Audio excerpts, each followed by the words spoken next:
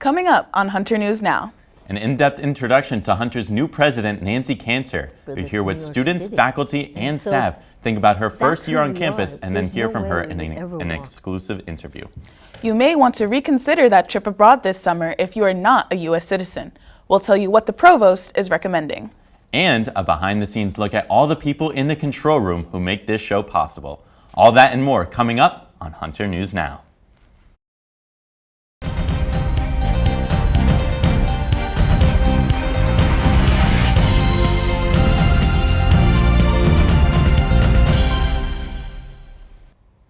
Welcome to our fourth and final edition of Hunter News Now for spring 2025. I'm Reagan Grant. And I'm David Horn. University presidents are uniting and fighting back against the Trump administration's attack on their independence. More than 400 college presidents from public and private universities have signed a letter denouncing the government's moves to freeze federal funding and slash billions of dollars in research grants. They are also rejecting the Trump administration's efforts to control higher education and crack down on DEI initiatives. President Nancy Cantor was one of the first to sign the letter and says Hunter will never abandon its commitment to diversity. We represent the global diaspora that's New York City. And so that's who we are. There's no way we would ever walk away from who we are. The letter follows Harvard's lawsuit against the Trump administration for freezing more than $2 billion in federal funding. The Trump administration alleges that Harvard failed to protect Jewish students during pro-Palestinian protests. Cantor's unwavering commitment to diversity and academic freedom has already distinguished her tenure as the school's 14th president. She's the daughter and sister of 3 CUNY alumni who cultivated her understanding of the values that define Hunter College. And she brings 4 decades of experience in higher education to her new post. At Rutgers Newark College, Syracuse University, and the University of Michigan, she was known as a trailblazer. And as Sebastian Ficari reports, here at Hunter, she is no different. I think a president has to be a collaborator at heart. Students say Hunter College's new president, Nancy Cantor, is a good listener and even better at getting things done. We told her that something that LGBTQ students on campus really wanted was the addition of gender-neutral bathrooms on campus, and by December she had already started plans designing the whole thing. Those bathrooms are becoming a reality this spring. Another reform is a new student poster placement policy. Before Cantor, students had to go through the Office of Student Affairs, which dictated where posters were allowed. Now, students are allowed to display posters anywhere unless there is a safety hazard. For Hunter Senator Sarah Chin, this policy change signaled a new era of trust and cooperation. Those kinds of characteristics are really important for a college to run smoothly and even harmoniously. While the college is more harmonious, there are still problems to tackle. The closure of Brookdale in May means fewer dorms and higher living costs for students. I would hope that she, after I leave, I'm graduating, remains consistent in trying to keep finding that affordable housing option for students. As of now, the college is surveying students on their housing needs and trying to come up with a plan to allocate space in the remaining dorms. Cantor's concern for these issues and students in general is her signature quality. I don't know how many presidents will ask every single day, how is that student doing? You know, what's their family going through? It's that level of care that is so important, and it's just gratifying. It's so inspiring to work with her and see that. Despite challenges facing colleges nationally, President Cantor is still committed to Hunter College's motto, Mihi Cura Futuri, or the care of the future is mine. Sebastian Ficari, Hunter News Now. While many students are preoccupied with final exams, they're also thinking about their summer plans, which may include travel abroad. But that may not be a good idea for some students. Hunter's Office of the Provost advises students who are immigrants, visa holders, or lawful residents to avoid unnecessary travel. That's because they could face increased scrutiny when re-entering the U.S., thanks to new policies by the Trump administration. We have a huge study abroad program, and we met with a group of students who have visas who are not citizens, and like 90% of them did not even know that they could be stopped at the border coming back. Students are encouraged to visit the Immigrant Student Success Center in room 305 in Thomas Hunter Hall and use the CUNY Citizenship app so they can learn about their rights and access free support. Earlier this month, CUNY said 17 students had a change in their visa status, but according to the New York Times, the Trump administration temporarily restored legal status for 1,500 students with the warning that they could still lose their visas. Border surveillance is a growing practice in the United States and the topic of this semester's Pulitzer Center talk at the Roosevelt House. The U.S. Customs and Border Agency uses over 200 surveillance towers along the southern border, and many are powered by AI technology. But according to award-winning journalist Lauren Markham, the use of artificial intelligence has far-reaching consequences for human rights and privacy. Asia Beal has more on Markham's talk and her experiences on the front lines of this high-tech controversy. It was an evening of thought-provoking dialogue as award-winning journalist Lauren Markham shared her concerns about the role of AI in border surveillance. We're not just collecting this information here in the United States, we're collecting it and we have data sharing relationships with other organizations so that we can know who's coming into our border before they even get here. Markham says the use of emerging technologies at the U.S. border is a threat to all of us. We should all be aware of what's happening in our country, especially when it's violating civil rights and human rights. And what we also see time and time again is that the border is a test ground for technology that ends up increasingly being used and adopted within the interior. Given that risk, she urges students to adopt better hygiene practices. I think the most important thing right now is for folks to be really aware of the way that they're willingly giving up their data and have data hygiene practices on their own phones and in their own lives. That advice resonates with many students. You know, when she said that her Instagram's not private, I was like, damn, I should probably also do that. This year's student winner of the Pulitzer Fellowship, who will be reporting on a story in Argentina this summer, says the talk opened her eyes to what's happening at the border and beyond. Those were things that were really shocking for me to hear about, and I think that they're definitely things that I will be keeping in mind as I'm in Argentina. After the seminar, students and faculty continued the conversation over finger foods and wine in the Roosevelt House's elegant reception room. For many, the night wasn't just about learning, but also about connecting and questioning the use of AI technology. In such trying and stressful times, it's important to know how border surveillance can be used as a tool and weapon against U.S. citizens. After hearing Lauren's talk, I'll be sure to be mindful of how I show up on social media. This is Asia Beal, Hunter News Now. Journalism students also gathered at this semester's Journalism Info session to learn about fall classes and internships. The meeting gave students a chance to mingle with faculty and meet two special guests. Raven Campbell has more. Program info session featured an impressive lineup of faculty and staff. Professor Cecil McCarthy, the director of the journalism program, led the meeting and gave each professor a chance to talk about the classes they'll be teaching, as well as their goals for students. So I'm pestering you and I'm making you uncomfortable, but within that uncomfort is growth, right? So you don't come to my class if you want to just sort of float. But students say the highlight of the session was meeting two superstar alums, Emmy Award winner Ricardo Montero and Orquídea Hardizai, Director of Communications in the Mayor's Office. Montero says his reporting assignments as a student prepared him for his current job.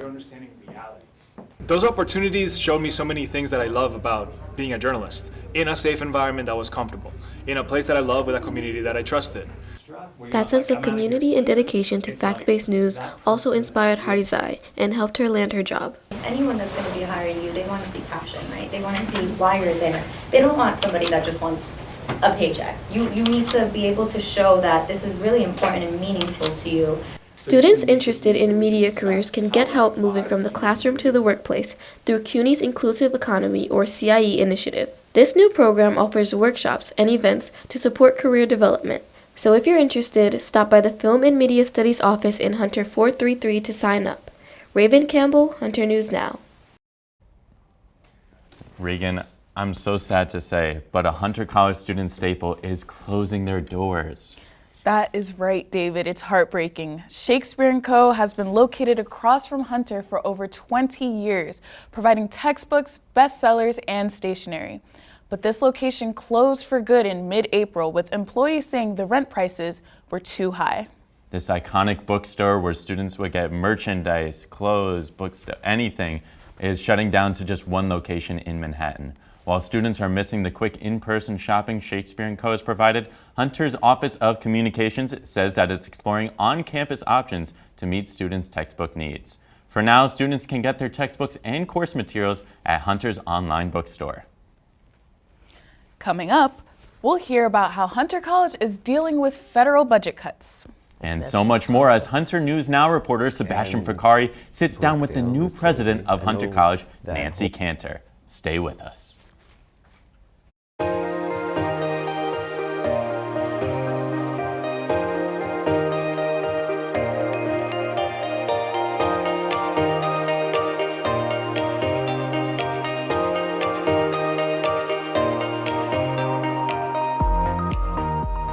We help students prepare for the world of work, so not just their application materials, but ensuring that they're career ready.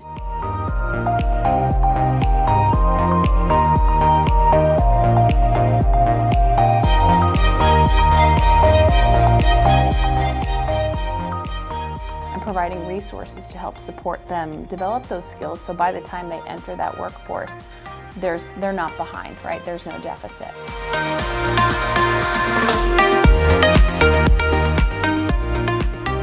So start thinking about us now. Use us early and use us often. And be sure to follow us at Hunter Career Center. Welcome back. Nancy Cantor spent the last decade as the Chancellor of Rutgers University Newark, but in August of 2024, she became Hunter College's 14th president. Yep, that's right, Reagan. Sebastian Ficari had the opportunity to sit down with President Cantor to hear what she thinks of her new post and the challenges ahead in this exclusive interview. He began by asking her what Hunter is doing to protect undocumented students and students of immigrant origin. Well, we have a wonderful Immigrant Student Success Center, and we really put our arms around all of our immigrant origin students and do everything we can to protect them. They are a huge piece, again, of the future talent pool of this amazing city and state and country and world, and we have to protect them. So we have very clear protocols. All of CUNY has clear protocols about federal agents coming and what that would mean. But most importantly, we have a wonderful success center that really puts our arms around it. And we've also been seeing federal budget cuts for higher education. Firstly, how are we bouncing back from those federal cuts? In terms of federal cuts, we are working very hard to support the research investigators on our faculty and staff and students who are on grants that have been stopped by the federal government, and figuring out ways, at least in the short term, to make sure that that critical work continues. We obviously can't do that writ large, but we are trying as best as possible. And Brookdale is closing. I know that whole situation started before your tenure here at Hunter College, but how are you making sure that affordable housing remains a suitable option for all students at Hunter College? Absolutely. So we have apartments at 79th Street that we are having at the same rate as at Brookdale. So we are subsidizing those apartments so that they can be at the same rate as Brookdale. And then we have apartments at 50 rooms at 51st Street, and we are having those be less expensive than they were this year. And there are options for triples and doubles and such that will make it affordable. We have the same total number of rooms available, so we haven't lost anything in that way. Given this turbulent time, why did you choose Hunter College? Why did you come here and decide to become our next president? Oh, well, thank you. I love Hunter College. First of all, you probably should know my mother went to Hunter, my father went to City College, so this is like coming home for me. I grew up in the Upper West Side of New York before it was fancy, and this is coming home. My cousin got her nursing degree at Hunter, my sister-in-law got her studio art degree at MFA at Hunter, so this is in my family, if you will.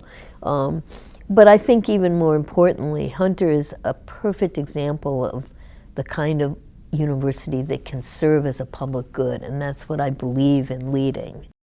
As a president, what do you think the most important attribute of your job is? I think a president has to be a collaborator at heart. Nothing gets done by individuals. It's Hillary Clinton always said it takes a village, and I really believe that. It takes a very strong village. So I think presidents have to learn how to both lean into their values and leadership, but also collaborate and listen and depend on groups of people who come together, all kinds of people. And this goes back to the value of diversity. And to finish off, what's been your favorite part about your presidency at Hunter? The sense of opportunity and perseverance and care. The diversity of the student body is so phenomenal on every level, in every way. The numbers of different communities from this amazingly diverse city that are represented here at the table. And then I love the fact that the faculty really care about the students. You have cutting-edge scholars who are involving their students. If you look at what Brian Zeglis does in biochemistry cancer trials, and he has a whole group of students who are working on cutting-edge cancer research. If you look at journalism, we've got students who are out there doing interviews, not just with presidents, but with people in the streets. If you've got, if you look at education, as I said, or social work or nursing, I mean, you see faculty who are doing cutting-edge work that will really make a difference, and the students are right there at the table. Reagan, it's so nice to know that those opportunities are there for Hunter students, and it's so nice to see that Nancy Cantor has a background in CUNY, in Hunter specifically, and it finally feels like she's coming back home. Yes, I'm glad President Cantor feels at home here, and our thanks to the President for taking the time to speak with Sebastian Ficari. Coming up on Hunter News Now, we'll hear about the men's volleyball championship game against their rival Baruch College. And see how the Hawks tennis and softball teams performed over spring break. Stay with us. Hunter students are getting a reason to smile here on 68th Street. In late December of 2024, the MTA announced that Hunter College's very own subway station is now fully accessible. Now equipped with 3 elevators, with one going from the street to the mezzanine level on 68th Street and 2 going from the mezzanine to the platform, going in both the uptown and downtown directions. What's more, there's a new seating area outside the West Building, and the MTA upgraded platforms and extended the mezzanine, improving passenger circulation with new entrances, reconstructed stairs, and installed better signage. The construction is finally complete after a number of years and provides a much safer travel for the disabled, elderly, and families. In addition, the station spotlights the artwork of Hunter alum and professor Lisa Corrine Davis, who graduated from the MFA program in the class of 1983. Take a swipe on your MetroCard and check it out today. Welcome back, everyone. It's time for sports with my co-anchor and our sports editor, David Horn. David, take it away. Thank you, Reagan. Well, I know you all have been waiting in suspense for the men's volleyball playoff results, so let's get that to you. We'll start in the semifinal matchup against Brooklyn College, where the Hawks took care of business with the help of Ahmed Mohammed's double-double with 15 kills and 11 digs. With that, the stage was set for Hunter and Baruch in the finals for a 9th year in a row, this time hosted by the Hawks. After battling hard, the Hawks dropped the first 2 sets and their backs were against the wall. But then they were able to shift the momentum back in their direction with some stellar defense, which turned into some explosive offense, which had the whole student section hyped. The intensity was electrifying. CUNYAC All-Star Ahmed Mohammed put the finishing touch on the 4th set with a back row swing to send it to 5 sets. When the score was tied at 10, Baruch went on a big 4-point run to give them match point, but the Hawks weren't done fighting. They scored another 3 points. However, it was not enough to win the championship as the Bearcats won it 15-13. The Hawks season ends in heartbreak as they finish as runners-up in the CUNYAC tournament. And that's really heartbreaking, Reagan, to see such a tough loss for them. I know, dramatic game and an even more heartbreaking loss. Well, moving outside to the hard court, the men's tennis team wrapped up their regular season against the John Jay College Bloodhounds with a strong win of 8-1. That gave them the number 3 seed in the CUNYAC tournament, where they faced off against the number 2 ranked Brooklyn College Bulldogs. Unfortunately, they suffered a tough loss with the final score of 5-1. So the men's tennis team finishes off the season with 4 wins and 6 losses.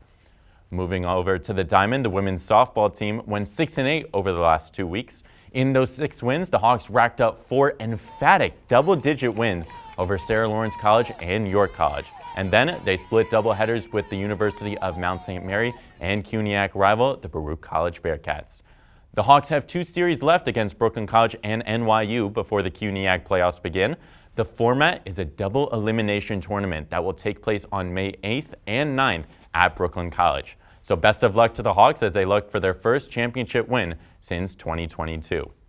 On to the women's and men's outdoor track and field championships. They will be held at Icon Stadium at Randall's Island on Saturday, May 3rd. Since this is my last sports report, you'll have to go to huntercollegeathletics.com to find out how our track and field and softball teams finish out the season.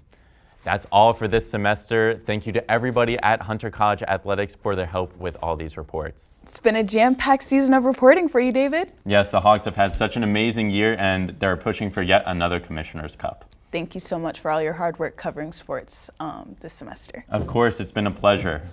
Well, coming up next, we'll see how WHCS Radio welcomes the warm weather with their Spring Sounds Open Mic. And we'll meet a Muse scholar who acts, directs, and steals the show at this year's annual Muse Showcase. Don't go anywhere.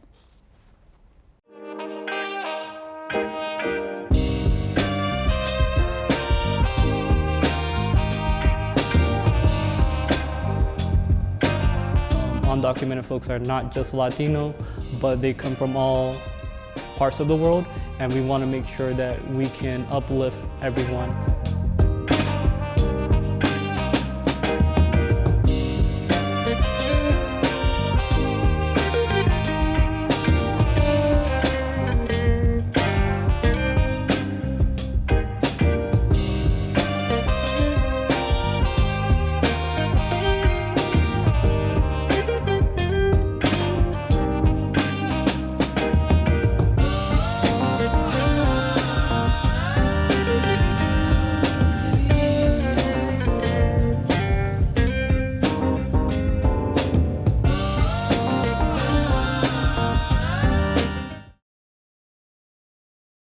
Welcome back, everyone. It's time for our arts report with our arts editor, Bridget Ceballos. Bridget, one last time, take it away. Thank you, guys. I'm very happy to report that after 7 years of construction, the 68th Street Hunter College MTA station is officially complete. The station now features 3 new elevators, an upgraded platform, and an extended mezzanine, making it fully accessible for all its riders. But it's not just functional, it's now a beautiful work of art. 68th Street, Hunter College. The $1.6 million renovation of the 68th Street subway station features new mosaics that resemble a map with vibrant splashes of color. Hunter art professor and Brooklyn-based artist Lisa Corinne Davis created the abstract glass mosaics that are now a daily part of the student experience. I'm an abstract painter because I think abstraction talks about sensibilities and not specific narratives. I try to create things that are always moving. The colorful glass mosaics are part of the growing collection of train art that feature hand-painted glass pieces. Just a few blocks away at the 72nd Street station, another stunning glass mosaic brings images to life. The MTA Arts and Design program dedicates up to 1% of its total funds to commission permanent works of art like these to connect neighborhoods and people from all different backgrounds. There's a clash of cultures between the Hunter College CUNY constituency and the sort of old school Upper East Side in the imagination, but then in reality, we are one culture and we're mixed together here, especially in this station. Commuters and students appreciate these new pieces. She did a great job on the design in the mural, and I think it's really cool that Hunter let her do that and asked her to do that specifically. I believe in the community, and I'm glad that I will be permanently installed as someone that has seen it from both sides, from student to professor. With finals approaching and exam stress reaching its peak, WHCS Radio, where Hunter College speaks, is providing students with a much-needed escape. The open mic event called Spring Sounds was a night of talent, creativity, and connection. Students took the stage, shared their voices, and reminded us just how powerful music can be in bringing people together.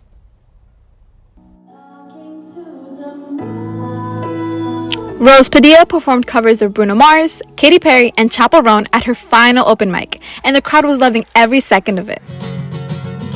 My sword hand is gentle. Gus Green showed off his skills with original folk songs that were full of heart. First-time performer Abigail Cross lit up the room with fan favorites. From Taylor Swift, Lana Del Rey, and Muna, it had everyone singing their hearts out with her.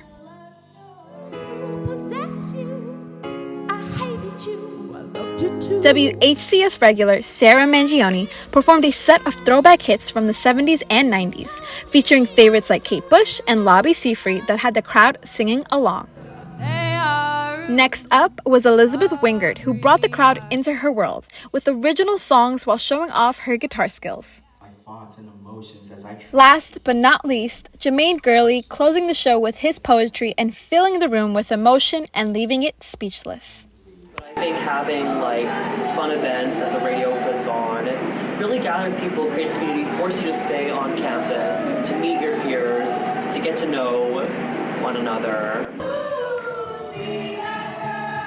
They finished the night off with karaoke, giving everyone a chance to sing their hearts out. Thank you to WHCS Radio for making this all happen, and to everyone who shared their voice. As you can see from the open mic night, Hunter College is brimming with students with a diverse range of talents. And now I want to introduce you to our Scholar Artist of the Week, Tristan Montañez. He's a junior studio art major who flexed not only a range of artistic muscles, but also administrative talents in this year's Muse Showcase. Reagan Grant has the story. Take a look. I would say I wear a lot of hats. My name is Tristan Montañez. My major is art history. This is my third year involved in the Muse Showcase. I have a lot of roles this year. Actor for the film, narrative actor on stage, director of the gallery, director of the scene. I had agreed to help be in the film and stuff, and I knew that I was going to be some not a central figure, but a lot of the jokes land on whatever my character has going on. Sam and Kai wrote the script, and they were like, "You have a lot of lines this year," and I mean it's not really actually a lot, but it's more than what I'm used to. But I did. I mean I said do what you must. So I see myself, I'm on stage more this year. What I enjoy most is visual art, so I mean, I use my iPad to make digital art most of the time because that's what's been most convenient for me recently, but I also do like to just paint and draw traditionally. It sounds really typical to say, but ever since I could pick up a pencil, I've been drawing. There's a picture of me as a baby with a crayon, and it's one of my mom's favorite photos. My dad is a painter, and he studied art in college, and he also, when I was young, he had a studio and he would teach classes there, and so I would always attend those classes when I was young. How my visual art helps me with bringing everything together, I think that I really the way I communicate and think is very visual, and I need to see things to understand them. Seeing things come to fruition, especially on stage, and seeing how people are interacting on stage is really helping me process how we're selling this story. I think I've been centering a lot of my academic life around what I want to do with my art, and I'm always in a studio class, and this year I'm taking this storyboarding class because I want to get better at composition. I'm finding myself really attached to creative spaces, and so just keeping myself rooted in that I think is really useful, just to be able to have this skill set. But I'm also just so excited to see everybody's reactions after the show. It's just being around that high energy is just it's such I don't know, it's a high I always want to chase. I just want to say congrats to Tristan for all his hard work. I was so upset when they arrested Tristan in the Muse Showcase. Yeah, I know. I thought it was an absolutely riveting performance. Thank you, Bridget, so much for your hard work as our arts editor this semester. Yes, Bridget, thank you so much. You've done such a wonderful job. Thank you guys so much for having me. Well, David, as you know, this is our last show of the semester and a good time to thank some very important people who get this program off the ground and on the air. Of course, that's right, Reagan. While the audience sees all the anchors and reporters working on Hunter News Now, you don't get to see all the people behind the scenes. Our Hunter News broadcast would not be possible without the support of Peter Jackson, the Chief Digital Media CLT, and his entire crew of students who operate every camera and press every button to bring our broadcast to you. Here is Hunter News Now saying thank you to Peter and all the tech turns. I try to provide my tech turns with a real-world experience for production, specifically television studio production, to give them the experience of what it's going to be like after they graduate, to get the real experience so when they go to a job interview, they'll be confident in the knowledge of the skills that they have.